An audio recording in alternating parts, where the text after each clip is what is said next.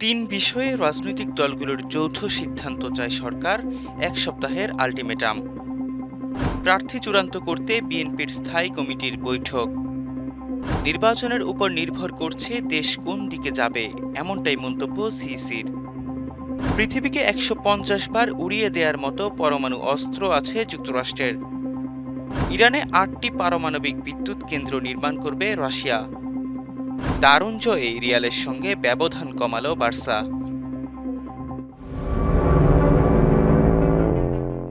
গণভোট কবে অনুষ্ঠিত হবে, গণভোটের বিষয়বস্তু কি হবে, জুলাই সনদে বর্ণিত ভিন্নমত প্রসঙ্গে কী পদক্ষেপ নেওয়া হবে তা নিয়ে ঐকমত্য কমিশনের প্রস্তাবগুলোর আলোকে জরুরি ভিত্তিতে চূড়ান্ত সিদ্ধান্ত গ্রহণ করা প্রয়োজন বলে অভিমত ব্যক্ত করেছে সরকারের উপদেষ্টা পরিষদ। পাশাপাশি এক সপ্তাহের মধ্যে রাজনৈতিক দলগুলোকে গণভোট সহ বিরোধপূর্ণ বিষয়ে ঐকমত্যে পৌঁছার আহ্বান জানিয়েছে সরকার। অন্যথায় সরকার নিজে থেকেই তাদের সিদ্ধান্ত জানিয়ে দেবে। রাজনৈতিক দলগুলোকে ঐকমত্যে পৌঁছে তাদের সিদ্ধান্তের কথা সরকারকে জানানোর বিষয়ে সাংবাদিকদের ব্রিফ করেন আইন উপদেষ্টা আসিফ নজরুল। এ সময় অন্যান্য উপদেষ্টারা উপস্থিত ছিলেন। এর আগে জুলাই সনদ বাস্তবায়নের জন্য গণভোট আয়োজনের বিষয়ে সব রাজনৈতিক দলই একমত হয়েছিল ঐকমত্য কমিশনের বৈঠকে। যদিও গণভোট আয়োজনের সময় নিয়ে মতপার্থক্য রয়ে গেছে। কমিশন সনদ বাস্তবায়নের রূপরেখাতেও গণভোট আয়োজনের সুপারিশ রেখেছে, তবে গণভোট আয়োজনের তারিখ সরকারের উপর ছেড়ে দিয়েছে। বিএনপি সহ সমমনা দলগুলো সরকার ঘোষিত আগামী ফেব্রুয়ারিতে অনুষ্ঠেয় ত্রয়োদশ জাতীয় সংসদ নির্বাচনের দিনই এই গণভোট চায়। অন্যদিকে জামায়াতে ইসলামী সহ সমমনা দলগুলো এই নির্বাচন চায় নভেম্বরের মধ্যেই, না হলে অন্তত জাতীয় নির্বাচনের আগে। এনসিপির অবশ্য গণভোট আয়োজনের তারিখ নিয়ে কোনো বিশেষ পছন্দ নেই। বিএনপির ভারপ্রাপ্ত চেয়ারম্যান তারেক রহমানের আহ্বানে দলের স্থায়ী কমিটির বৈঠক শুরু হয়েছে, যেখানে আসন্ন জাতীয় সংসদ নির্বাচনের উল্লেখযোগ্য সংখ্যক প্রার্থী চূড়ান্ত হতে পারে বলে জানা গেছে। সোমবার বেলা ১২টা ১০ মিনিটে গুলশানে চেয়ারপারসনের কার্যালয়ে বৈঠকটি শুরু হয়। বিএনপির মিডিয়া সেল জানিয়েছে, বৈঠক শেষে বিকেলে একটি সংবাদ সম্মেলন অনুষ্ঠিত হবে। দলের স্থায়ী কমিটির একাধিক সদস্য জানিয়েছেন, বৈঠকে একক ও জোটগত প্রার্থী চূড়ান্ত করার বিষয়টি প্রধান আলোচ্য হিসেবে রয়েছে।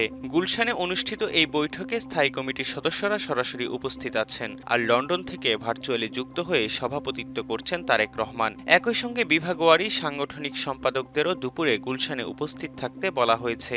এর আগে রোববার রাতে এক অনুষ্ঠানে ভার্চুয়ালি যুক্ত হয়ে তারেক রহমান ঘোষণা দেন, খুব শিগগিরই বিভিন্ন আসনে বিএনপির মনোনীত প্রার্থীদের নাম ঘোষণা করা হবে। দল যাকে যে আসনে মনোনীত করবে তাকে বিজয়ী করতে সকলকে ঐক্যবদ্ধভাবে কাজ করতে হবে। গত ২ সপ্তাহ ধরে গুলশানে চেয়ারপারসনের কার্যালয়ে বিভিন্ন বিভাগের সম্ভাব্য প্রার্থীদের সঙ্গে সরাসরি কথা বলেছেন তারেক রহমান। বৈঠকে তিনি স্পষ্ট করে বলেছেন, দলের সিদ্ধান্ত মেনে মনোনীত প্রার্থীর পক্ষে সবাইকে কাজ করতে হবে।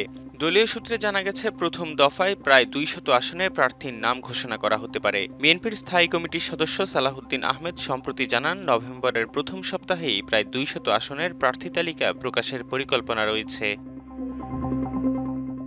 ভবিষ্যতে বাংলাদেশ কোন পথে যাবে তা নিয়ে চিন্তায় থাকার কথা বলেছেন প্রধান নির্বাচন কমিশনার এ.এম.এম নাসির উদ্দিন। তিনি বলেছেন, বাংলাদেশ একটা খুব সংকটময় পরিস্থিতিতে দাঁড়িয়ে আছে। জাতি হিসেবে, দেশ হিসেবে কোন দিকে যাব, গণতন্ত্রের পথে কিভাবে হাঁটব, সবকিছু নির্ভর করছে আগামী নির্বাচনের উপর। সোমবার ঢাকার ভাটারায় আনসার গার্ড ব্যাটালিয়নে আয়োজিত এক অনুষ্ঠানে এসব কথা বলেন সিইসি। জাতীয় নির্বাচনে আনসার ভিডিপির ভোট কেন্দ্রের নিরাপত্তা মহড়া এবং ২০২৫-২৬ সালের চতুর্থ ধাপের আনসার কোম্পানি প্লাটুন সদস্যদের মৌলিক প্রশিক্ষণ কার্যক্রমের সমাপনী উপলক্ষে এ অনুষ্ঠানের আয়োজন করা হয়। আগামী নির্বাচনের মাধ্যমে বাংলাদেশের যে গতিপথ নির্ধারণ হবে তাতে আনসার বাহিনীর বিশাল ভূমিকা থাকবে বলেও মন্তব্য করেন নাসির উদ্দিন। নির্বাচন সামনে রেখে একযোগে ৭৪টি কেন্দ্রে আনসার বাহিনীর এবং ১৩০টি কেন্দ্রে পুলিশের প্রশিক্ষণ কার্যক্রম চলার তথ্য দেন তিনি। রাজনৈতিক দলগুলোকে নির্বাচনের মেজর প্লেয়ার হিসেবে বর্ণনা করে সাবেক আমলা নাসির উদ্দিন বলেন, আইন শৃঙ্খলা বাহিনী দিয়ে যদি আমি কেন্দ্র ভরেও ফেলি, ওনারা প্রত্যাশিত মাত্রায় সহায়তা যদি না করে হবে না। ভোটার, রাজনৈতিক দল, বাহিনীর লোক সবাই মিলে প্রত্যাশিত সুন্দর নির্বাচন জাতিকে উপহার দেওয়ার আশাবাদ ব্যক্ত করেন তিনি। পৃথিবীকে ১৫০ বার উড়িয়ে দেওয়ার মতো পরমাণু অস্ত্র আছে যুক্তরাষ্ট্রের কাছে। সিবিএস নিউজকে দেয়া সাক্ষাৎকারে এই কথা বলেছেন মার্কিন প্রেসিডেন্ট ডোনাল্ড ট্রাম্প। তিনি বলেন, অন্য যে কোনো দেশের চেয়ে অনেক বেশি পরিমাণ পরমাণু অস্ত্র রয়েছে যুক্তরাষ্ট্রের। ৩০ বছরেরও বেশি সময় পর মার্কিন সেনাবাহিনীকে পরমাণু অস্ত্র পরীক্ষার প্রক্রিয়া পুনরায় শুরু করার নির্দেশ দিয়েছেন মার্কিন প্রেসিডেন্ট ডোনাল্ড ট্রাম্প। তিনি বলেন, অন্য দেশগুলো এ ধরনের অস্ত্র পরীক্ষা করছে, কেবলমাত্র যুক্তরাষ্ট্রই এই কাজ করছে না। এক্ষেত্রে যুক্তরাষ্ট্রই একমাত্র দেশ হোক, এটা আমি চাই না। ট্রাম্প নিশ্চিত করে বলেন, ওয়াশিংটন পরমাণু অস্ত্র ব্যবহার করতে চায় না। অস্ত্র কিভাবে কাজ করবে তা দেখার জন্য পরীক্ষা করতে চান তিনি বলেন, অস্ত্র তৈরির পর যদি পরীক্ষা করা না হয় তাহলে সেগুলো কাজ করে কিনা তা বোঝা সম্ভব নয়। ট্রাম্প আরও বলেন, অন্য যে কোনো দেশের চেয়ে বেশি পরমাণু অস্ত্র রয়েছে যুক্তরাষ্ট্রের। তিনি বলেন, রাশিয়া দ্বিতীয়, চীন অনেক দূরে তৃতীয় অবস্থানে, কিন্তু ৫ বছরের মধ্যে তারা সমান হয়ে যাবে। তারা দ্রুত পরমাণু অস্ত্র তৈরি করছে। রাশিয়ার সহযোগিতায় ৮টি নতুন পারমাণবিক বিদ্যুৎ কেন্দ্র নির্মাণ করতে যাচ্ছে ইরান। এটি দেশের পরিচ্ছন্ন ও টেকসই জ্বালানি উৎপাদন সম্প্রসারণের প্রচেষ্টার অংশ বলে ঘোষণা করেছেন ইরানের পরমাণু শক্তি সংস্থার প্রধান মোহাম্মদ ইসলামি। মোহাম্মদ ইসলামি জানান, ইরান ও রাশিয়া সরকারের মধ্যে ৮টি পারমাণবিক বিদ্যুৎ কেন্দ্র যৌথভাবে নির্মাণের জন্য একটি নতুন চুক্তি সম্পন্ন হয়েছে। তিনি ব্যাখ্যা করেন, এই সহযোগিতার আওতায় ৪টি কেন্দ্র বুশের অঞ্চলে এবং বাকি ৪টি দেশের বিভিন্ন স্থানে নির্মিত হবে। তিনি আরও জানান, ইরানের উত্তর উপকূলে একটি পারমাণবিক বিদ্যুৎ কেন্দ্র নির্মাণের প্রয়োজনীয়তা রয়েছে।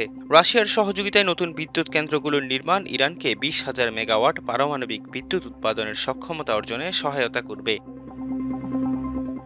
লা লিগার চলতি মৌসুমে বার্সেলোনার শুরুটা ভালো হলেও এল ক্লাসিকো হেরে পিছিয়ে পড়েছে তারা। চিরপ্রতিদ্বন্দ্বী রিয়াল মাদ্রিদের সঙ্গে পয়েন্টের ব্যবধান কমিয়ে আনতে দরকার ছিল জয়। রোববার রাতে এলচের বিপক্ষে ৩-১ গোলের সহজ জয়ে ব্যবধান কমালো কাতালানরা। ম্যাচের শুরুতে দুর্দান্ত ছন্দে এগুতে থাকে বার্সেলোনা। ২ মিনিটের ব্যবধানে দুটি গোল আসে। নবম মিনিটে আলেহান্দ্রো বালদের থ্রু পাসে লামিন ইয়ামাল প্রথম গোল করেন। এরপর বাদিক থেকে আসা ফেরমিন লোপেসের পাস থেকে ৬ গজ বক্সে ফাঁকায় থাকা ফেরান তরেস ডান পায়ের শটে দ্বিতীয় গোলটি করেন। প্রথমার্ধের শেষ দিকে এলচে ব্যবধান কমায়। আলভারো নুনেসের পাস ধরে রাফামির দূরের পোস্টে কোনাকুনি শটে গোল করেন। দ্বিতীয়ার্ধে বার্সার হয়ে তৃতীয় গোলটি করেন মার্কাস রাশফোর্ড। ডান দিক থেকে ক্রস নিয়ন্ত্রণ করে মার্কাস রাশফোর্ড ব্যবধান বাড়ান, আর তাতেই নিশ্চিত হয় ৩ পয়েন্ট। গত সপ্তাহে রিয়াল মাদ্রিদের বিপক্ষে হারের হতাশা ভুলে ফের জয়ের পথে ফিরল বার্সেলোনা। লিগ টেবিলে বার্সেলোনা এখন দ্বিতীয় স্থানে। ১১ ম্যাচে ৮ জয়, ১ ড্রয়ে তাদের পয়েন্ট ২৫। শীর্ষে রিয়াল মাদ্রিদের পয়েন্ট ৩০।